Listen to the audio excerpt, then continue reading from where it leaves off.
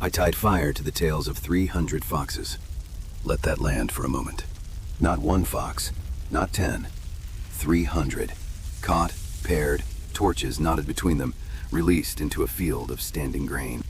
By morning, the Philistines had nothing left, and I stood watching it burn with the quiet satisfaction of a man who has confused destruction with justice.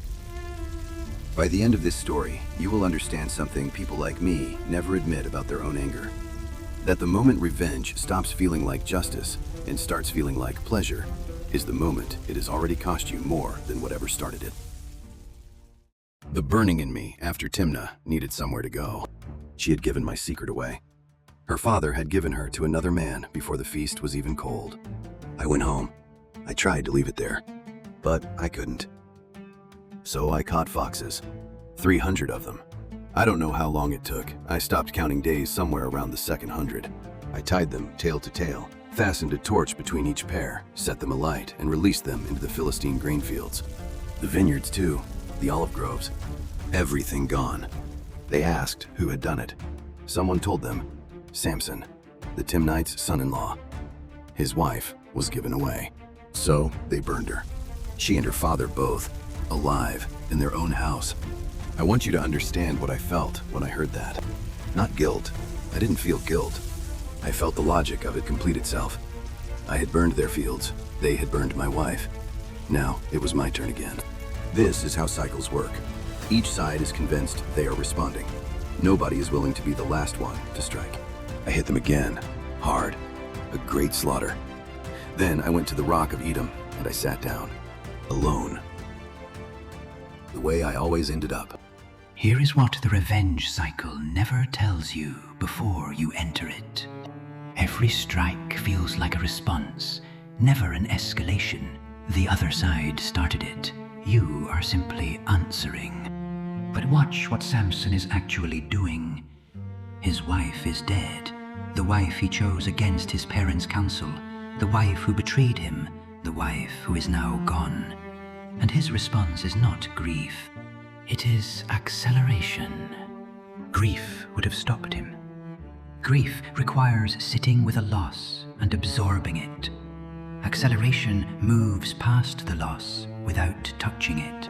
Samson never grieved anything in his life. He converted every loss into motion. This is not strength. This is a man who has never learned to stop.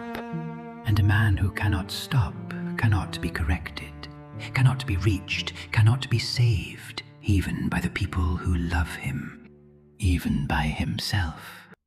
They came from Judah, 3,000 of my own people. I saw them coming across the valley, and I knew what it was before they spoke. Do you not know that the Philistines rule over us? They said. What have you done to us? I almost laughed. What they did to me, I said, I did to them. They told me they had come to bind me, to hand me over. And I looked at 3,000 of my own people, men who had chosen occupation over resistance, who had made their peace with 40 years of Philistine rule. And I made them a promise. Swear to me you will not kill me yourselves. They swore it. I held out my hands. I let them tie me. This moment is misread every time it is told. People see Samson allowing himself to be bound and think weakness, surrender, a man finally broken. Look closer. He is not surrendering. He is positioning. He knows exactly what the ropes are. He knows exactly what the spirit can do with ropes. He has held a lion with his bare hands. Rope is not a threat. It is a prop in a scene he has already written. But notice something else.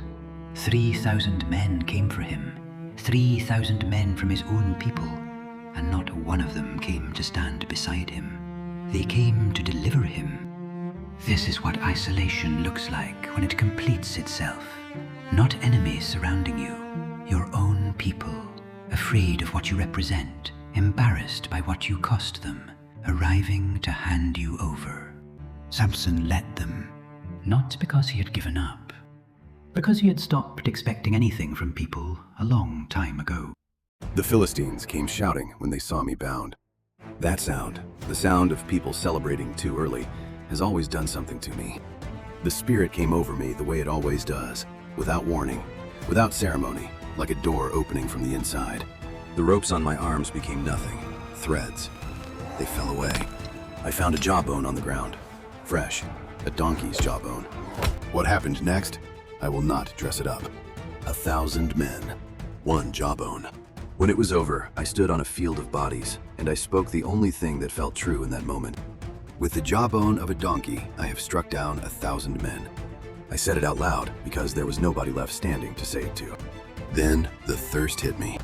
The kind of thirst that arrives after everything is over. When the body finally remembers it is a body. I had nothing. No water, no one. And I did something I had rarely done before in my life. I called out to God. Not a prayer, exactly, more like an argument. You have given this great salvation by the hand of your servant, and now I will die of thirst? Water came from the rock. I drank. I sat there alone on that field, stronger than any man alive, surrounded by the evidence of it, and completely alone with a God I mostly ignored and occasionally argued with. And I wondered, for the first time in a long time, what exactly all of this was for. The strongest man who ever lived just asked God for water. Hold that. Not for an enemy's defeat, not for more strength. For water, the most basic human need. The thing a child asks for. Strength had never humbled Samson. Victory had never humbled him. But thirst, ordinary, physical, human thirst, brought him to the only honest moment he'd allowed himself in years. The crack in a person rarely appears where you expect it. It never arrives at their greatest weakness. It arrives just after their greatest victory. When the adrenaline drops and the silence comes, and the question surfaces that motion had been keeping underwater. What is all of this actually for? Samson asked it once, by a rock, alone. Then he stood up and kept going. Some questions are not wrong to ask. They are only wrong to ignore. I kept going. Because that is what I knew how to do. But something had shifted. Something I couldn't name and wouldn't have admitted if I could. The crack was there. I just chose not to look at it. Like, share, and subscribe, because what comes next is the part everyone knows and nobody fully understands. Delilah. And I walked toward her the same way I walked toward everything.